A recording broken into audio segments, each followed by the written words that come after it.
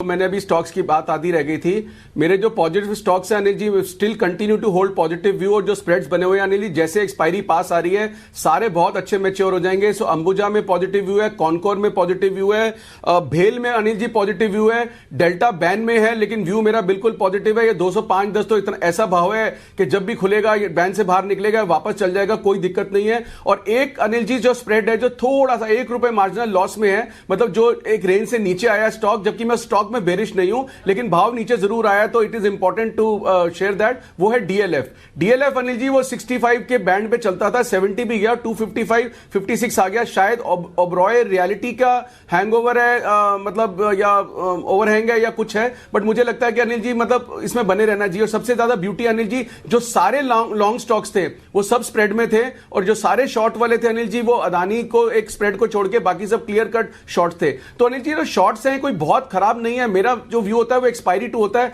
और अनिल जी स्टॉक्स में जैसे आईएक्स का आपने एग्जांपल दिया अनिल जी, आप सुबह एक बोल रहे थे कि जैसे कुणाल जी ने कई बार, मतलब एग्जांपल दे रहा हूं, कुणाल जी के नाम पे सब चल जाता है कि इन्होंने कई बार ये स्टॉक मेंशन किया और ये हर बार कितने दिनों से बोल रहे थे ऊपर है। ऐसे Anil ji आईएक्स 170s 160s 140s और 130s में अनिल जी वेल्थ डिस्ट्रक्शन से बचाना भी तो कितना जरूरी होता है। मैं समझता हूं कि लोगों को पेन होता है कि जो उनके स्टॉक्स होते हैं अगर उनके बारे में हम खराब बोलते हैं, बट अनिल जी मतलब आई कांट हेल्प इट। अगर कोई बहुत चीज ओवरबॉट हो गई है, जैसे मैं डेल्टा का एग्जांपल अपने ऊपर लेता हूं कि डेल्टा नीचे जाता है तो मुझे कोई अच्छा थोड़ा लगता है, but that is what we have to bear in this market. आप मतलब आप उसको पर्सनली क्यों ले जाते हो। But Anil ji having said that, जो हमने ट्रोलर्स की बात की, in the same spirit Anil ji affection भी उससे बहुत ज्यादा, अगर वन टाइम ट्रोलर्स बढ़ते हैं तो अनिल जी 10 टाइम्स अफेक्शन भी मिल रही है। तो आपके माध्यम से सबको थैंक्स कहना चाहता हूं। अब अनिल जी मार्केट के बारे में एक और भी चीज मैं बोल रहा हूं कि मार्केट इसी रेंज में रहेगी। मार्केट में फिर बोल रहा हूं अनिल जी 2 महीने से सेम चीज बोल रहा हूं, और अगले 3 महीने के लिए कई बार बोल चुका हूं कि मार्केट रेंज में रहेगी, बहुत ज्यादा लंबी चौड़ी तेजी नहीं है।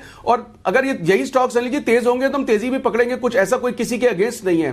तो अनिल जी एक नया स्प्रेड है जो अगले 3 दिन के लिए निफ्टी में बनाना है, जो मुझे लगता है कि एक बार निफ्टी फिर वो 400 450 की रेंज टेस्ट कर सकता है। और अनिल जी देखिए कहीं ना कहीं आपको वो पंट लेनी पड़ेगी, मतलब आप हर बार प्लेन वनीला नहीं ले सकते। जैसे हमने बोला एक दिन कॉल बेचनी है, एक दिन कॉल लेनी है, फिर एक दिन कॉल बेचनी है। अब अनिल जी एक स्प्रेड बनाना है। और एक और चीज बताता हूं अनिल जी, जितना मर्जी डर हो ये न्यूक्लियर का सबका, इसके लिए मैं मतलब पिछले कुछ दिनों से आपने देखा होगा, अगले कुछ दिनों तक शायद मैं अनिल जी बियर स्प्रेड नहीं दूंगा, क्योंकि अनिल जी जिसमें, या बटरफ्लाई दे सकते हैं जिसमें अनलिमिटेड लॉस है नीचे का, अनिल जी वो कोई स्ट्रैटेजी नहीं देंगे।